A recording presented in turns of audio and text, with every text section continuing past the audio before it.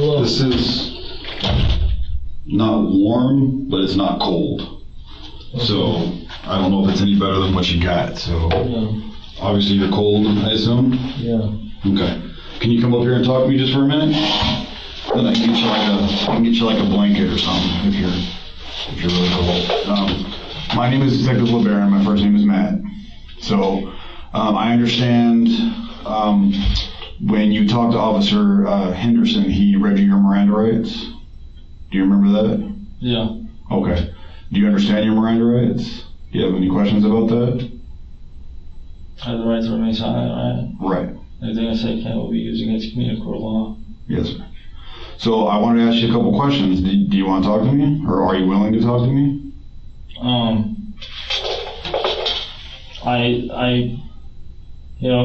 I can reiterate what I have already, shared. Well, just so you know, I don't know what you've already told the other officers, so that's why I wasn't there when you guys had that conversation. So whatever you want to tell me is good, man. I'm just here to listen. I'm very tired. I understand that.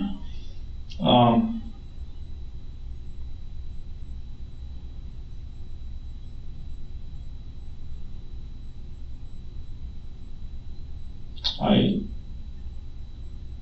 began by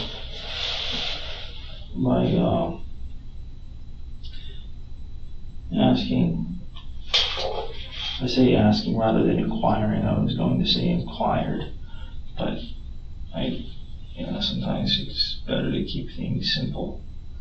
I asked Officer the bald gentleman, Rinaldi. I asked him if he'd ever read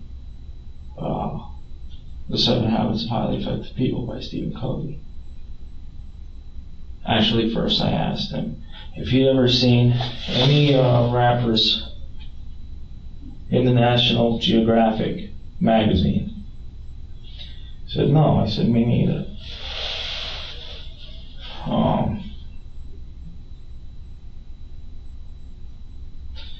I think he asked me, should I have, or something like that. I said, no, you should never. You see any rappers in the National Geographic. It's not something that's educational or valuable to teach about.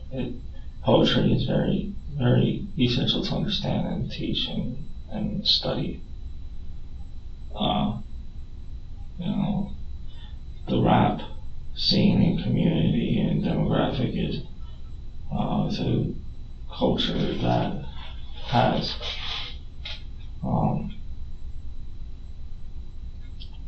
that shares many perceptions that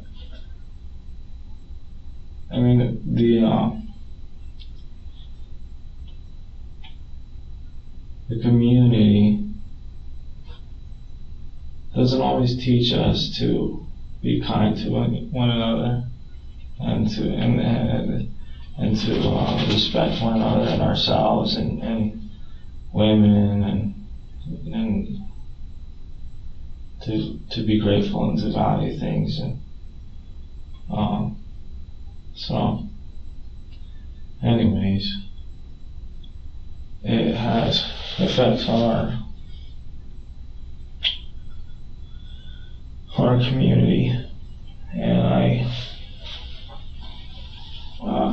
then I asked, have either the gentleman Officer Rinaldi, and not Hernandez, Henderson? Henderson was the guy you talked to. He was the one that originally stopped you. Yeah. So Henderson, mm-hmm. And Rinaldi. Yeah. He was the one who stopped me. Mm-hmm. Yeah, Henderson was the first one you talked to. Yeah. You were asking him something? Him and Rinaldi, I asked him if they ever read the book by Stephen Covey, The 7 Habits of Highly Effective People.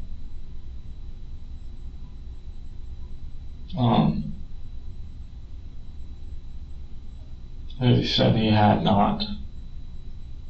Said it was a book that he didn't, they probably wouldn't have read because it was more than 200 pages. It's a big book to him. So, yeah.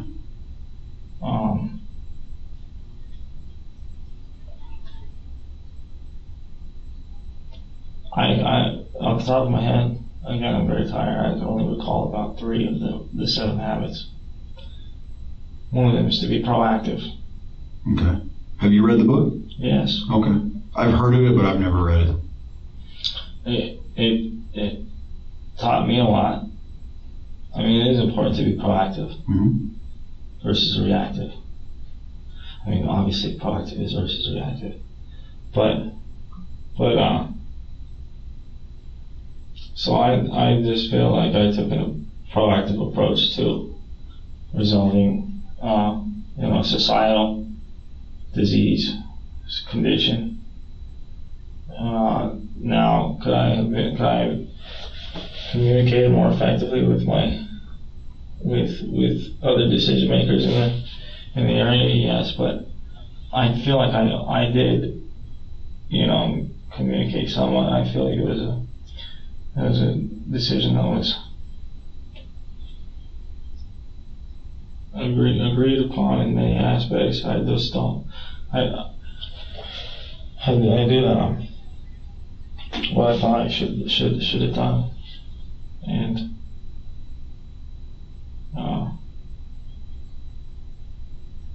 that's that. Like,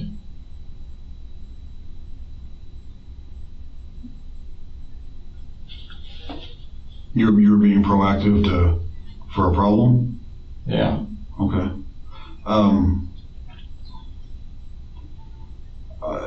Was the guy playing rap music or listening to rap music or? Yes. Okay. Very loud in the parking lot. Oh, okay. So was he playing it like on a radio or his phone or the car or something? Yeah. Okay. When you were out in the parking lot, you saw him or heard him listening to the music? Yes. Okay.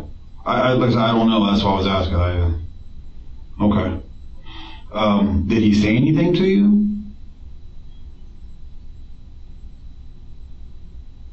No. No? Did you say anything to him? You were talking about communicating. Did you say anything to him? No. Okay.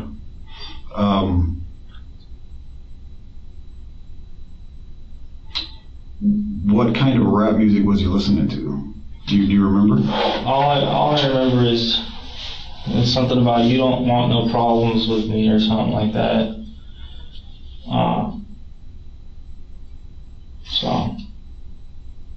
Okay.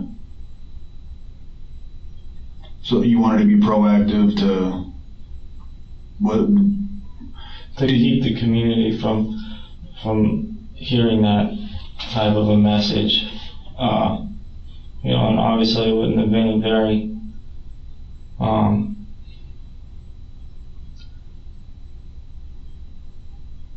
effective, to encourage this person to live a different way, to. So I don't want to put words in your mouth, but what was the music like threatening or offensive, or is that absolutely. Okay? Can you explain that to me? I don't listen to rap music, so I don't. That's not something that I listen to, so I don't know. It was basically a message that implied that he, I mean, am I making sense? Your question is. Well, what I'm saying is I don't listen to rap music, so yeah, me neither. I need you to explain to me what's offensive about it, like how it's offensive, because I don't listen to it, so I don't know what the message is. You know what I mean? Like I don't. If you feel that it's threatening to you, I understand that. I just don't know why it's threatening, because I don't listen to. I don't know. The demographic is primarily, a group of people that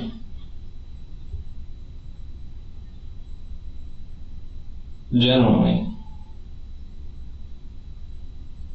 target white families and by theft and gang violence and things of that nature. And there are Mexican families, there are black families, there are white families who are all victims of, the type of the product of that. And the product and the message that Exactly. the music gives? Yes. Or sends out, I guess, or, okay. So when you were in the store, so he was playing the music in the parking lot in his car? Yeah. Okay. He didn't say anything to you or nothing like that when you were in the store? No. Okay. So you just wanted to protect yourself and the community? Yes. Okay. How did I do that?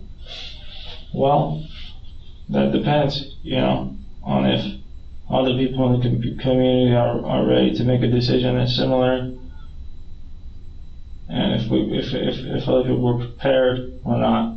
How it appeared to me as though the community was prepared for that type of a action. Do I know that? No, but I felt that way. Okay. Why did you feel that, rather than like talking to him or something like that, why did you feel that you needed to stab him? I understand you were protecting the community, I understand that. That part I understand. I still don't listen to rap music, so, Okay, because I am constantly yelled at, attacked, targeted by people who have this mentality, who listen to this music, who roam the streets in gangs, I am from a law enforcement family, military family, and I am constantly attacked, and talking to these people is not effective. It doesn't do any good? No, it does not. Okay? So, rather than be attacked, reacting, which is what I've done previously, I took a proactive approach, and I'm still alive, so. Okay. Like I said, I don't know what you've been through. I don't know what your experiences are, so I don't want to put words in your mouth. You were a detective? Yes. How long have you been? I mean, you must have patrolled the streets for some time before you became detective, or you? No, I worked the road for about 8 years, and I've been a detective for about 10. So you must have been attacked on many occasions. Yes. People who are in gangs, who listen to rap music. Are there people who listen to other types of music as well who target law enforcement? Am I law enforcement? I have this body language and mentality. I was raised by Sheriff Joe and not Sheriff Joe, himself, right. His influence, And my dad, just trained me to be aware of my environment and always thinking, always aware. And I have been attacked for a long time by people that are in gangs. I'm not in any gangs. I've never been in.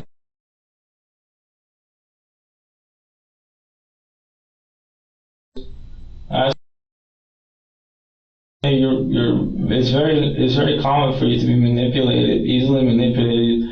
If you understand this disorder, you'll understand that there's a social disorder, and sometimes people are you're.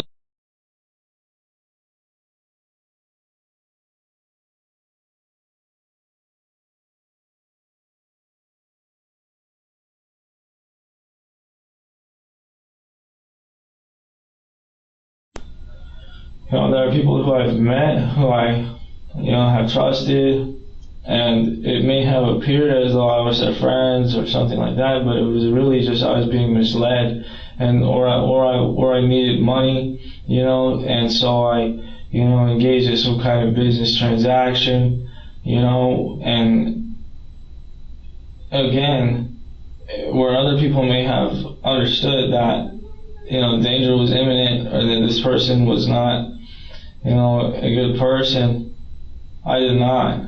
Okay, all I knew is I needed $20, and this person, you know, expressed interest in buying my cell phone or my laptop or something like that, and so I would go and I try to sell it, and I get robbed. I've been robbed. Okay, they've stolen it from me, and it continues and it never ends. Okay, and so again, rather than reacting, I took a proactive approach. I predicted that this person would act comparable to the way that these other people acted. He displayed the same. Okay, can you explain that to me? Like what he did to, you said like body language and stuff like that. So other than the music, can you explain what he did that made you feel that way? Like he was going, I don't know, like I said, I don't want to put words in your mouth, but like, if I'm understanding what you're saying, and clarify if I didn't, based on his body language and actions, you felt he might attack try you, to rob me, or try to rob you based on like previous experiences. I don't want to put words in your mouth. I want, you know what I mean? That's right. So can you explain what he was doing that made you feel that way?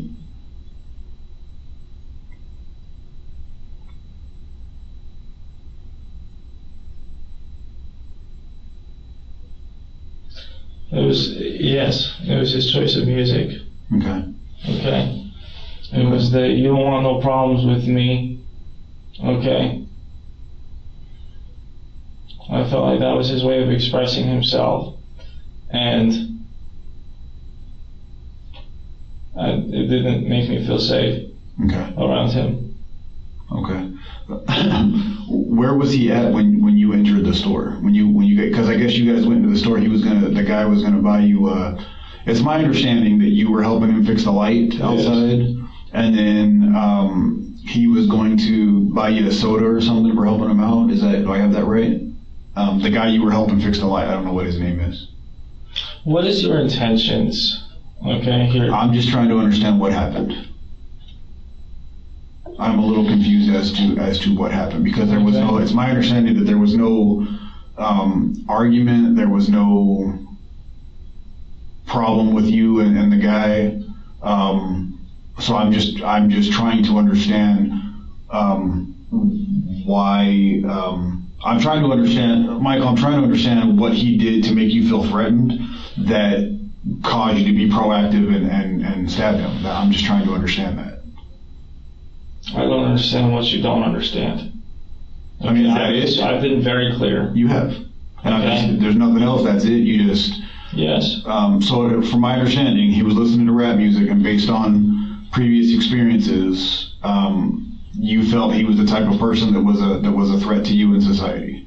So you took a proactive... Yes, that's absolutely right. Okay. I understand. I don't, like I said, I don't want to put words in your mouth, so I want to make sure that I understand what you're saying. Okay. That's my intention. And again, this entire conversation was really nice, because if you just review, you know,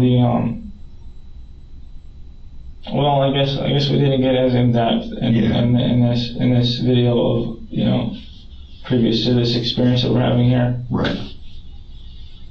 I don't know what happened before. I don't know. I know that you talked to Officer Henderson. I just don't know what the conversation was about. So I was just trying to understand. That's all. Okay. You know what I mean? Yeah. The knife that was in your pocket that you had on you, is that the weapon that you used? It's like a folding. I haven't seen it. It's like a folding pocket knife.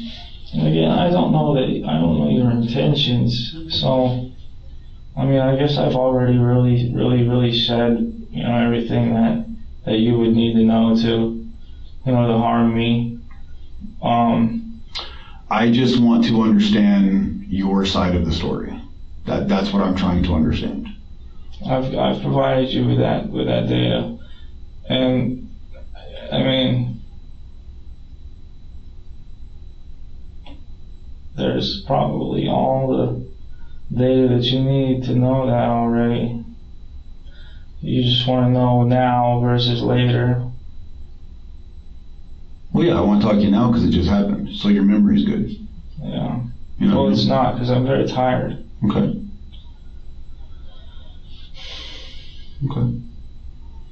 I'm not trying to trick you, nothing like that. I'm being very honest with you. I'm not. I'm being very upfront with what I'm asking. I'm just trying to understand. Just so from an outside perspective, right? Like, because I'm not trying to make you think that I understand what's going on, what your perception is and what your feelings are. That's not what I'm trying to do. However, from an outside perspective, you know what I mean? It seems like it was kind of an unprovoked. Yeah, well, okay, that's a perception. Right, that's what I'm saying. It is a perception, and I acknowledge that it's a perception. That's why I'm trying to get your side of it so that we can understand where your head was at when it happened. Because like I said, from an outside perspective, it seems like an unprovoked attack. You know what I mean? Okay, well, his choice of music, okay, it could possibly have been a direct form of communication with me personally. Couldn't it have been? So you don't want no problems, because I'll tell you what, when I was at the gym, okay, the night before the Black Lives Matter movement, okay, these guys have been attacking me for a long time, okay? Trust me, I'm a police officer. I know what it means to be attacked. Okay. I understand that completely. Once again, it's just because it's a matter of, unfortunately, Michael, the way society is, the way the community is there's going to be people looking at this that are going to wondering why it happened. You know what I mean? Okay. So I'm just trying to get, like I said, the reason why I wanted to have this conversation is because I wanted to get from you your words and your feelings as to why it happened, and I think we've established that. Okay. I don't mean to keep beating up on you. I'm just trying to let you understand why I wanted to have this conversation. Because like I said, there's going to be other people looking at the situation and wanting to know why it happened, like what caused it to happen. Okay. And you know, I'm going to have to try to explain that. Okay. You know what I mean?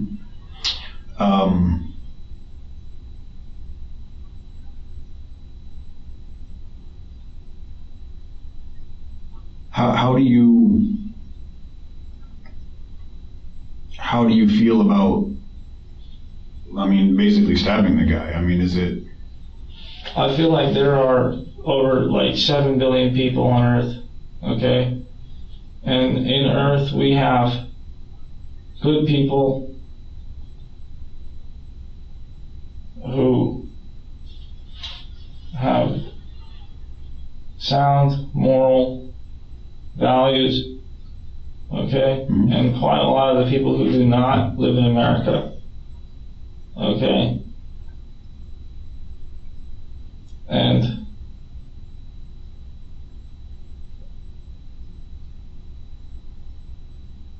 there are good people here too. Mm-hmm. Okay, but in these major metropolitan areas, there's a lot of shit, and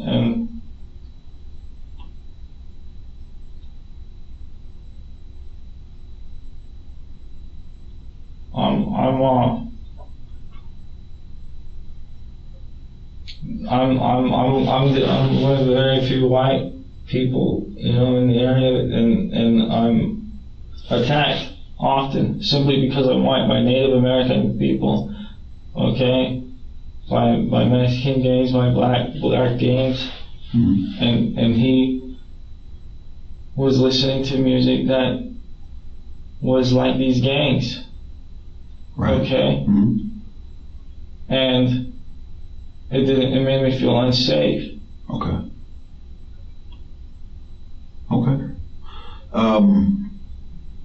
What was your intention when you stabbed him? I know you said you were trying to be proactive. But what is anybody's intention when they stab somebody? Well, in my mind, it's to kill someone. But I don't want to speak for you. I'm not in your mind. I don't know what you're thinking. You know what I'm saying? I don't want to put words in your mouth. Okay. So I'm asking you what your intention was. Like I said, there's going to be people looking at this, and I don't want to speak for you. My intention was not to be killed. Okay. Okay? Mm-hmm. I would call it self-defense. That's my perception. Okay. Okay? That's why I'm asking you, because I want it to be your perception and how you felt. I want it to be your words. You know what I mean? Yes. Right. So the music made you feel threatened, and you took a proactive approach to stop yourself from being hurt in the future, yes. Right. Okay, because people are driving by me in cars, and they get out of their cars and they throw rocks at me, or they try to hit me with bars and poles or whatever. Okay? Mm-hmm. And I felt like he might try to do something like that to me. Okay. And like I said, that's your perception. I mean, no one, that's how you feel. No one can take that away from you. Okay. You know what I mean? Like I said, just trying to understand. So,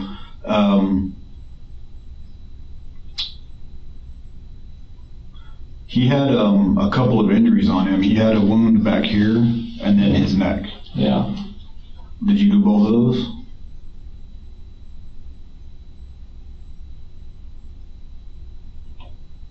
Yes. Okay. Okay.